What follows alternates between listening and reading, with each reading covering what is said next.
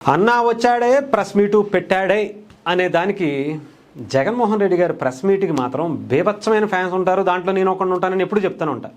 But నేను చెప్తున్నాను కదా, ఎన్నిసార్లు ప్రెస్ మీట్ పెట్టినా ఆయనకి నేను ఇంకా ఇంకా ఇంకా అభిమానాన్ని పెంచేసుకుంటున్నానని చెప్పాలి. అంత కంటెంటు, అంత అద్భుతమైనటువంటి కామెడీ, ఆ పర్ఫార్మెన్సు, ఆ యాక్టింగు, అది చెత్త కొట్టేస్తున్నారండి. ఆయనకి మించినటువంటి నటులు నాకు తెలిసినటువంటి రాజకీయాల్లో ఎవరు లేరండి. అది ఇండియాలోనే కాదు, ప్రపంచంలో కూడా నాకు తెలుసు. అంత అద్భుతమైనటువంటి నటన, ఆ ఎక్స్ప్రెషన్స్, ఆ జాలి, కరుణ, ఇలాంటివి ఉంటాయి చూసారా. ఇవన్నీ సినిమా హీరోలు లేదంటే ఇంకొకళ్ళు ఇలా నేర్చుకోవాలి. మీరు వేస్ట్ అయ్యా. జగన్మోహన్ రెడ్డి గారిని చూసి నేర్చుకోండి. మీరు జగన్మోహన్ రెడ్డి గారి ప్రెస్ మీట్లు పెట్టుకుని, ఎదురుగుండా జగన్మోహన్ రెడ్డి గారి ఆ టీవీలో ఆయన పెట్టుకుని మీరు యాక్టింగ్ నేర్చుకుంటే మీరు చేసే పర్ఫార్మెన్స్ జుజ్జుబి. ఆయన ముందు ఆయన చూసి మీరు చాలా నేర్చుకోవాలి.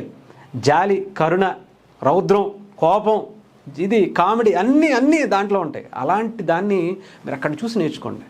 ఎందుకంటే నిన్న ఆయన పండించినటువంటి అసలు నవరసాల గురించి మాట్లాడుకోవాలని చెప్పాలి. ప్రెస్ మీట్ అంటే జగన్మోహన్ రెడ్డి గారిదేనండి. నేను వేరే వాళ్ళని లెక్కాను. అసలు వేరే వాళ్ళు అనవసరమైంది నాకు. అసలు ఆయన ఇచ్చినటువంటి ఆ పర్ఫార్మెన్సు ప్రెస్ మీట్ గురించే మాట్లాడాలి.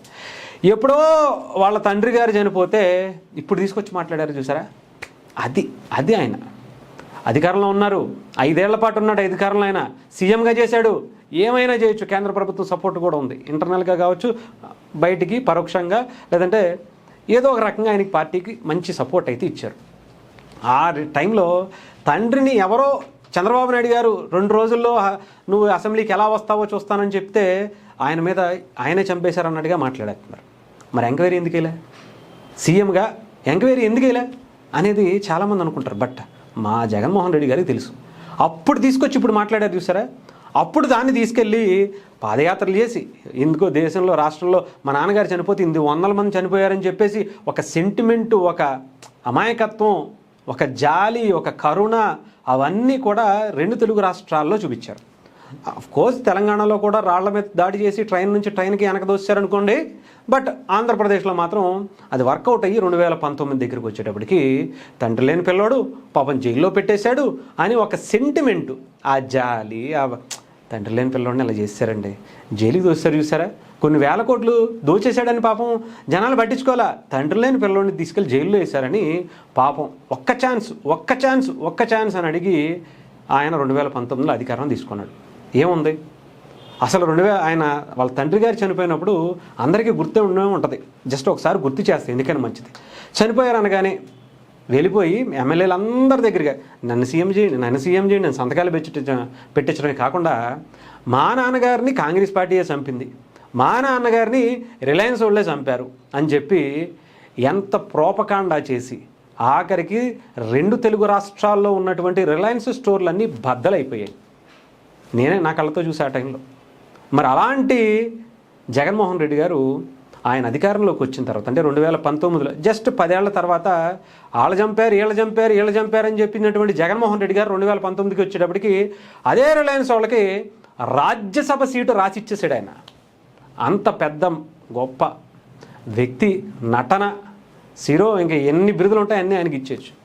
మళ్ళీ ఇప్పుడు ఎందుకు తీసుకొచ్చారంటే అప్పుడు అధికారాన్ని ఇచ్చినటువంటి ప్రజలు మళ్ళీ వాళ్ళ నాన్నగారికి సంబంధించినటువంటి ఆయన చనిపోయిన విధానాన్ని తీసుకొచ్చి ప్రజల్లో ఆ సెంటిమెంట్ రేకెత్తించి మళ్ళీ తండ్రి లేని బిడ్డను ఏదో చేయాలనుకుంటున్నారు, అదండి అని చెప్పి సెంటిమెంట్ పొంగిచ్చేసి మళ్ళీ ఓట్లు వేయించుకుందాం అనేటువంటి ఒక ఆలోచన మనం. ఇకపోతే బాబాయిని గొడ్డల పోటుని ఆయన చెప్తున్నారు. అది కూడా ఆయనే లేపేశారని చెప్తున్నారు. ఇంట్లో ఉన్న వాళ్ళకి చెప్పండి సార్. ఫస్ట్ జగన్మోహన్ రెడ్డి గారు మీ ఇంట్లో మీ చెల్లికి, మీ తల్లికి, ఆయన కూతురికి, వివేకానంద రెడ్డి గారి కూతురికి చెప్పండి, ఆయన చంపేశాడు, ఇదిగో నేనున్నాను అని చెప్పి ముందు వాళ్ళని ఒప్పించండి. వాళ్ళతో ఒకసారి ఒక ప్రెస్ మీట్ పెట్టించి లేదు ఆయనే చంపించాడు, చంపింది అవినాష్ రెడ్డి కాదు అని చెప్పి ఒక ప్రెస్ మీట్ పెట్టి చెప్పించండి. ఆవిడైతే ఒక ప్రెస్ కాన్ఫరెన్స్ పెట్టి మొత్తం వీడియోస్, ఫొటోస్తో సహా బయట పెట్టింది. సార్ ఇదిగో ఈ ఫోన్ కాల్ ఎవరిది, ఆ రోజు రాత్రిపూట ఎవరికి ఫోన్ చేశారు, పొద్దున్నే వచ్చి గుండెపోటుగా ఎవరు చిత్రీకరించారు, గొడ్డల పోటుని గుండెపోటుగా ఎవరు మాట్లాడారు, ఎవరు ఏ ఛానల్లో వేశారు, ఏ పేపర్లో వేశారు అని క్లియర్గా చెప్పింది సార్. మీరు కూడా మాట్లాడారు. గొడ్డలపోటని అంత క్లియర్గా బాత్రూంలో బడబడబడబడబ మొత్తం ఇల్లంతా రక్తం ఉంటే దాదాపు 7-8 గొడ్డలపోట్లు అని చెప్పి చెబుతుంటే బయటకు వచ్చి మీరు గుండెపోటని చిత్రీకరించారు కదా. మీకు తెలిసి కూడా చెప్పారు కదా. ఆ రోజు అక్కడి నుంచి ఫోన్ మీ ఇంటికి వచ్చిందని చెప్పి ఆవిడ చెప్తుంది కదా. మరి ఏంటి? వాటి గురించి ముందు మీ ఇంట్లో వాళ్ళకి చెప్పండి, జనాలకు తర్వాత చెప్తారు కానీ, ఓకేనా? అంతేగాని ఇలా ఏదో అంటారు కదా, అదేదో పోయిన 6 నెలలకు వచ్చి ఇక్కడ ఏదో చేసినట్టు అలా ఉంటుంది. అర్థమైందా? జనాలు నమ్మే పరిస్థితి లేదు సార్. మీ సెంటిమెంట్లు ఇవన్నీ కూడా ఇక్కడ వర్కౌట్ అవ్వట్లా. ఏదో ఒకసారి వేయించుకున్నారు కదా అని చెప్పి కోడికత్తిని రెండోసారి గురకరా వేయించుకుంటేనే అర్థం అవ్వలా. మనకి ఈయన ఇంతేనయ్యా, ఈయన ఇలాంటివే చేస్తాడు, సినిమాల్లో బాగా అలవాటైంది స్క్రిప్టులు రాయటం అని చెప్పి ఇంత పెద్ద పేపర్ ఎత్తుకొచ్చారు కదా, ఇంత షీటు దాదాపు 100 పేజీలు ఉంటాయి నాకు తెలిసి. ఓకే, ఆయన రాసుకొచ్చిన నిన్న స్క్రిప్టు ఆఖరికి వద్దు, ఇంకా అనవసరం. కొంచెం వేరేగా ట్రై చేయండి. అనవసరంగా అబాసు పాలవద్దు అనేది మా అభిప్రాయం.